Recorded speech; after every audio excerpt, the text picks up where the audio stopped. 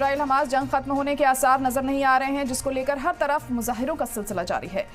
तेल अवीव में एक रैली के दौरान इजरायली पुलिस अहलकार और जंग और सरकार के खिलाफ मुजाहिरा कर रहे लोगों से झड़प हो गई और एहतजाजियों ने गाजा में हो रहे कत्लेआम के खिलाफ वर्जी करते हुए इसके नतायज पर गौर करने पर जोर दिया। कई लोगों का कहना था कि जैसे जैसे जंग आगे बढ़ रही है वैसे वैसे कत्लेआम, भुखमरी और घरों की तबाही के खिलाफ आवाज उठाना जरूरी हो गया है।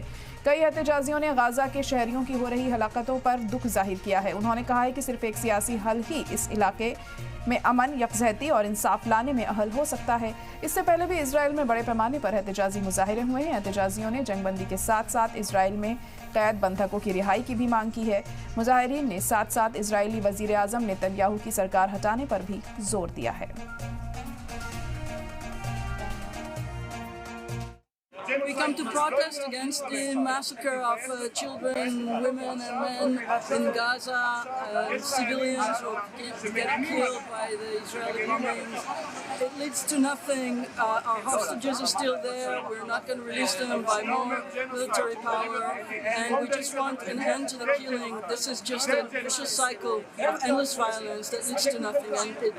And only a political solution will bring peace and equality and justice.